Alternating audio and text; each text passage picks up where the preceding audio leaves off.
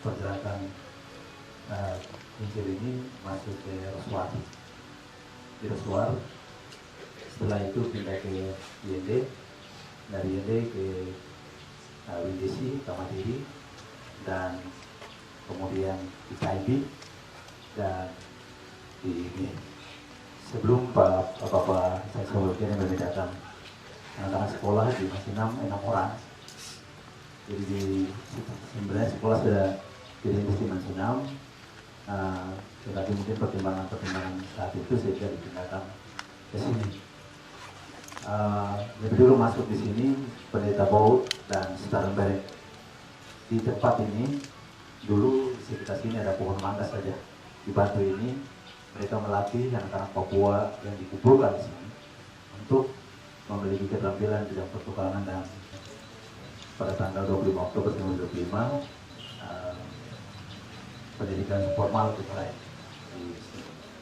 Itu dari dulu sampai sekarang tempat ini menjadi tempat kami tidak menyembah batu, tetapi kami memandang secara rohani bahwa tempat ini Tuhan pakai untuk memberkati tanah Papua.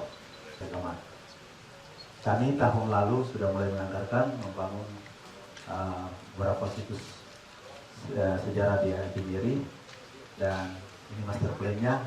Tahun lalu kami sudah bangun, tahun ini kita akan bangun dengan Anadak sebesar 12 miliar, 4 miliar khusus kita gunakan untuk bangun tempat ini. Kami akan buka kembali menjadi lebih luas, ada bangunan yang lebih besar supaya nanti tidak seperti begini, ada banyak tamu bisa menampung. Ini master plan yang kita bangun, kami sudah siapkan. Beritanya itu pergilah kalian awal kedua hamba Tuhan ini membuka tali kehidupan di tanah besar. Dan ini dilanjutkan oleh dirinya. Ini yang luar biasa Tuhan berkati, juga menciptakan lagu rohani yang kami sangat tidak asing dengan lagu rohani.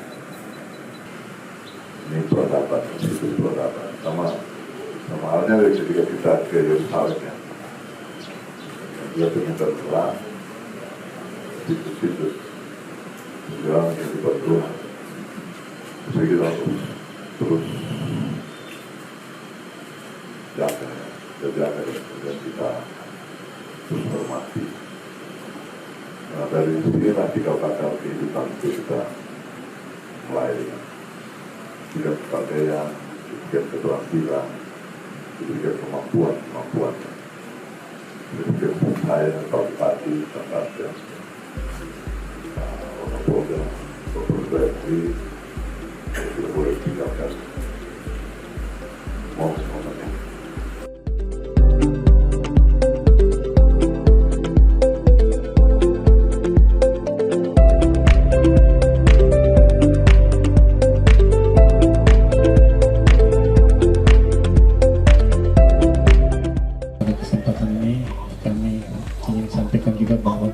Sangat banyak rumah yang sangat dibutuhkan oleh masyarakat di Undama. Kami berharap bahwa ke depan kita bisa sinergi dengan Kabupaten Undama untuk meminta bantuan dari Kementerian PU supaya lebih banyak lagi rumah-rumah masyarakat bisa dibantu, sehingga mengatasi stunting itu bisa berkurang dengan segera. Mungkin itu yang saya sampaikan. Terima kasih Pak Kadin PU. Kita sementara bangun komunikasi dengan Balai untuk rumah khusus SPS dan rumah susun. Rumah susun yang satu unit kami ingin tempatkan untuk membackup kepentingan rumah sakit umum daerah, karena rumah sakit kami dari tipe D sudah naik menjadi tipe C. Untuk semua pimpinan OPD dan dari provinsi dan yang mendampingi Bapak Gubernur, inilah Undama dengan segala keterbatasan. Mudah-mudahan kunjungan ini bisa sambil melihat keberadaan Undama dan bisa menangkap hal-hal yang kurang di sini. Mudah-mudahan bisa menjadi ide dalam pembahasan perencanaan pembangunan. Undama ini termasuk yang salah satu kabupaten yang luar biasa karena berhasil menekan miskin ekstrim itu, termasuk juga stunting. Loko Undama dari angka 31% turun menjadi 26,1%. Luar biasa. Loko Undama itu yang termasuk yang terbesar ya, bisa menurunkan angka itu karena dari 31 menjadi 26, hampir 5% turunkan ya. Laporan dari Pak Kepala Dinas PUPR tadi ada 7 unit ya di Teluk Undama yang sementara baru dibangun.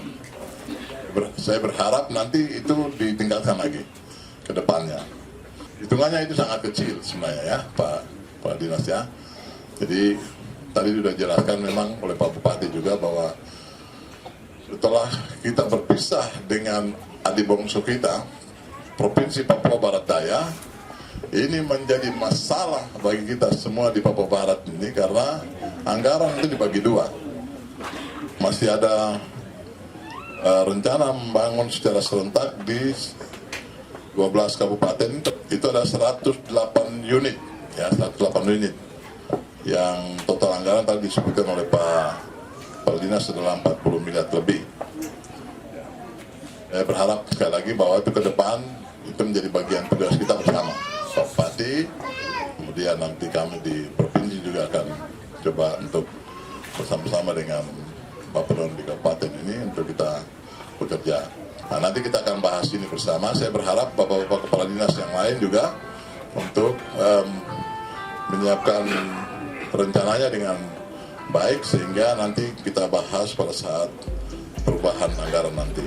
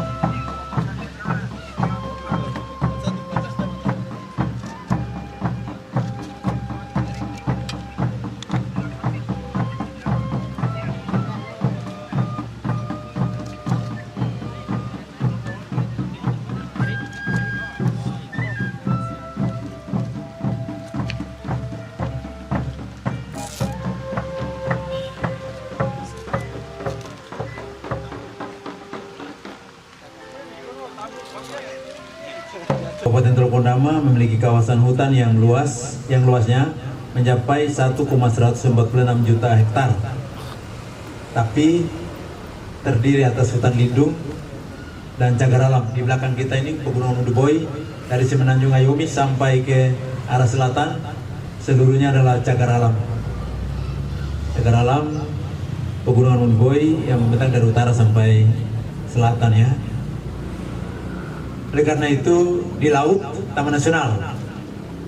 Jadi kondisi yang seperti begini membatasi kami untuk melaksanakan aktivitas pembangunan di Kabupaten Teluk Undama, terutama dalam kebutuhan ruang wilayah untuk melaksanakan aktivitas pembangunan. Dan sudah beberapa kali kami koordinasi dengan Bapak Kepala Dinas Kehutanan Provinsi, tapi juga BPKH ya, BPKH dan bahkan sampai ke Kementerian Kehutanan untuk melakukan alih fungsi, ya begitu ya Pak Karin ya, rekonstruksi kembali beberapa kawasan yang perlu dilakukan rekonstruksi sehingga pemerintah Kabupaten Teluk Undama bisa memiliki ruang-ruang yang cukup untuk membangun. Contoh SPBU sudah siap dibangun, tanahnya di sebelah selatan sini, tanah bersertifikat dulu Tapi sekarang BPN ingin balik ke nama, tidak bisa karena ada dalam kawasan lindung. Jadi sudah sempat kami rapat di Manokwari di Swisbet dengan Pak Kepala Dinas, kita juga sudah lanjutkan, dan kami sudah sediakan anggaran Pemda untuk tim dari pusat dan dari provinsi yang akan datang menilai untuk segera dilakukan rekonstruksi supaya segera dibangun SPBU di Wondama, karena sekarang hanya SPBU kompak. Kontraktornya sudah siap, sudah beli peralatan semua dari tangki tanam sampai nosel, sampai pompa, sampai nosel dan lain-lain semua. Tinggal begitu lahannya aman, maka akan segera dibangun. Di bidang kehutanan mungkin ini yang sangat penting Bapak Gubernur.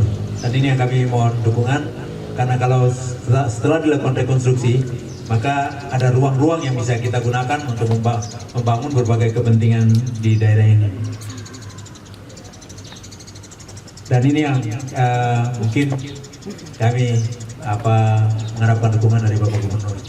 Selanjutnya kepada staf, yang tadi disampaikan oleh Bapak Kepala Dinas Kehutanan, segera dilakukan proses administrasinya supaya kalau sudah bersertifikat segera kita hibahkan, proses hibah kepada kantor Dinas Kehutanan.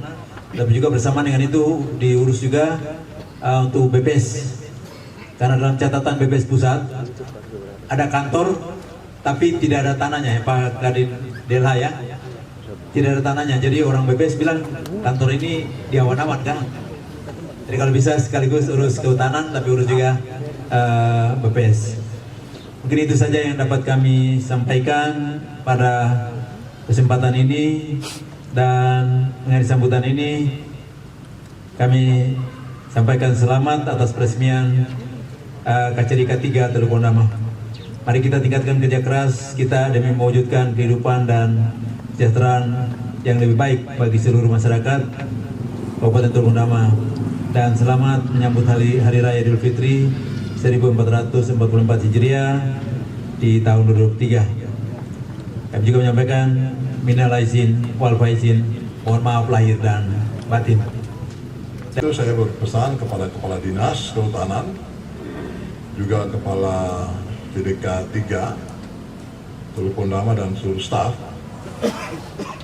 Juga mohon dengan sangat kepada Bapak Bupati dan seluruh OPD serta Bapak Ibu masyarakat Teluk Wondama, kita sama-sama jaga hutan ini agar dapat memberikan manfaat bagi kita semua. Cuma tadi di penekanan Bapak Bupati itu masalah hutan lindung ya, dan taman wisata nasional, taman nasional di Sior ya, di laut ya. Ya. Saya pikir ini juga menjadi catatan penting hari ini, dan nanti kita akan coba bahas bahwa dan mengusahakan agar pemerintah diberikan ruang atau ruang-ruang untuk memanfaatkan lahan-lahan dengan catatan pinjam pakai atau yang lain ya.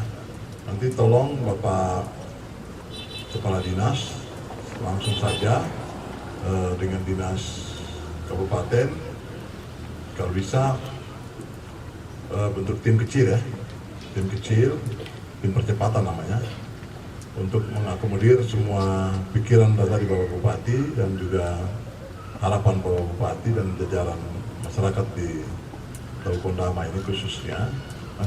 Jadi itu saja Bapak Ibu, saya mau tekankan sekali lagi tentang keikhlasan itu.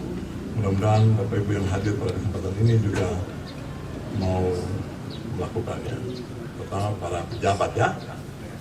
Jadi saya tadi ingatkan, stop sudah. Ya toh, rekayasa. Karena Bupati dan Wakil Bupati sibuk, Bapak Sekda sibuk, mulai rekayasa bagian eselon 3 dan 4. Jangan. Orang Jawa mengatakan, mangan yo mangan, ojo sampai kewareken, onggo muntah. Saudara paham ya? Makan ya makan, tapi jangan sampai kebanyakan, nanti muntah. Paham maksudnya? Saudara mungkin menumpuk harta begini dengan berbagai dalil, hati-hati. Saya bicara di tanah yang kudus itu.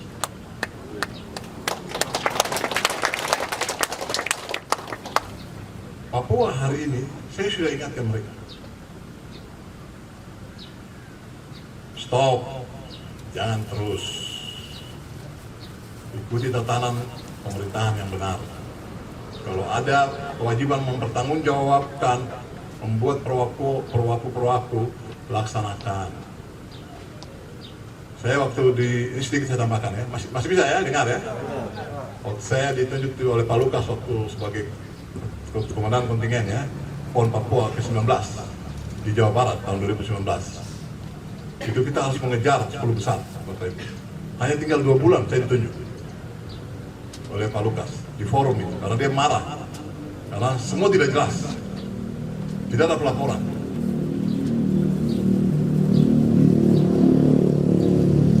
Saya sambil menyatakan siap, tapi dalam hati saya tanggung sekali 2 bulan kerja apa ini? Lalu karena itu perintah Bapak Gubernur, saya siap sebagai Kapolda. Tapi apa yang terjadi Bapak Ibu? Ketika kita meminta barang-barang belanja dari cabur-cabur itu ya, cabang-cabang olahraga itu. Mau beli ini di mana, di negara mana, barang ini sekarang di mana, harga berapa, spesifikasinya seperti apa? Kosong. Terima kasih. Akhirnya dengan almarhum Wakil Gubernur, saya pimpin rapat baru, saya toki meja itu. Saya bilang, saudara, saya betul komandan kontingen, tapi saya Kapolda. Saudara tidak beres, saya bikin tidak beres. Nah, baru mulai satu-satu mulai. Tapi anak buah saya sudah hampir linglung, karena setiap malam lembur sampai pagi hanya untuk menunggu data itu tidak jelas. Karena kita harus mempertanggungjawabkan. Bapak Ibu, ini hal yang orang bilang kacau balau ini kalau begini. Bapak Ibu sekarang dengar berapa ratus orang yang akan diperiksa di Polda Papua karena harus mempertanggungjawabkan dana PON kemarin. Kacau, udah kacau balau. Karena kebiasaan seperti itu, gampang, hambur saja. Itu yang tadi saya bilang Pak Bupati, Pak Wakil. Hidup itu terlalu enak, pendeta. Tutup mata, buka mata, Tuhan kasih dana alokasi khusus, dana alokasi umum, dana otonomi khusus, dana infrastruktur, dana hibah, dana BEN, macam-macam. Negara kasih, kita terlalu punya. Baru mau bikin diri inti, bahwa saya ini sudah. Ya, betul.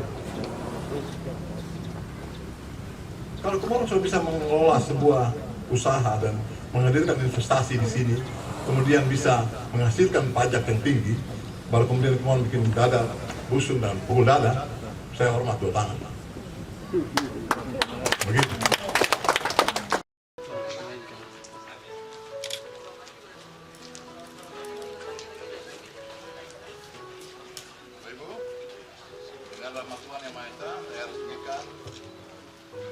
Dengan rahmat Tuhan yang Maha Esa, saya resmikan gedung kantor cabang Dinas Kehutanan CDK 3 Teluk Pondama, Dinas Kehutanan Provinsi Papua Barat, KIB 19 April 2023, Pejabat Gubernur Papua Barat, Dr. Andes Kolosoto Barat MSI.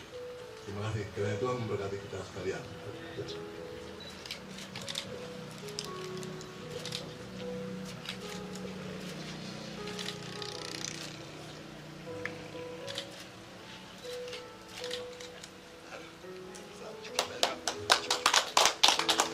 Selanjutnya pengambilan pita oleh pejabat gubernur dan Bapak Bupati Belitung.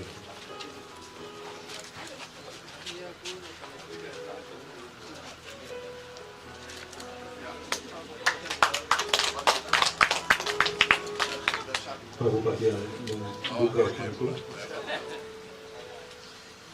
Pemerintah Provinsi Papua Barat, Bapak Gubernur, kami membuka pintu gedung kantor ini dan ini menjadi tempat berkat Tuhan untuk masyarakat dan daerah ini. Terima kasih.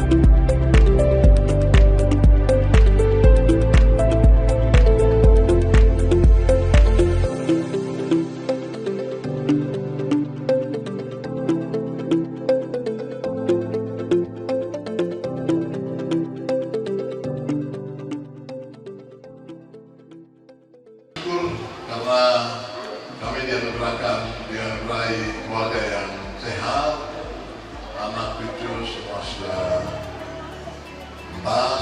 Saya sekarang sebagai TT itu bekerja maksimal untuk masyarakat. Akhirnya saya di Papua Barat ini selama 1 tahun saya mencoba bekerja secara maksimal untuk masyarakat.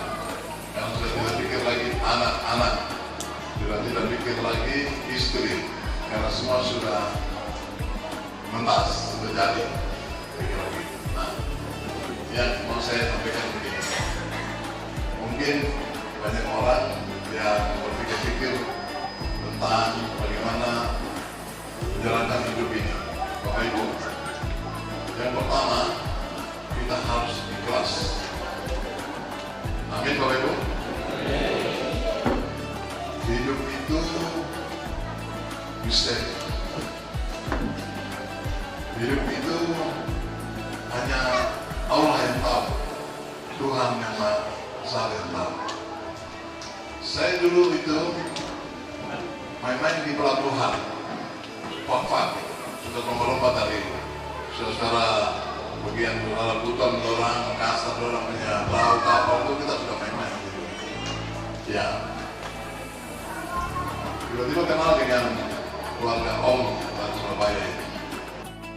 Melalui mungkin musyola atau masjid, para imam-imam, saya mengajak untuk himbau kepada anak-anak remaja kita, khususnya perempuan, agar menghindari nikah dini hari. Nikah dini maksudnya, bukan dini hari ya. Nikah dini. Jadi dalam usia 16, 17, 18 itu jangan menikah dulu. Kalau bisa sekolah dulu. Jadi setelah usia matang 22, 23 dan seterusnya itu baru boleh menikah. Apalagi yang sudah bekerja.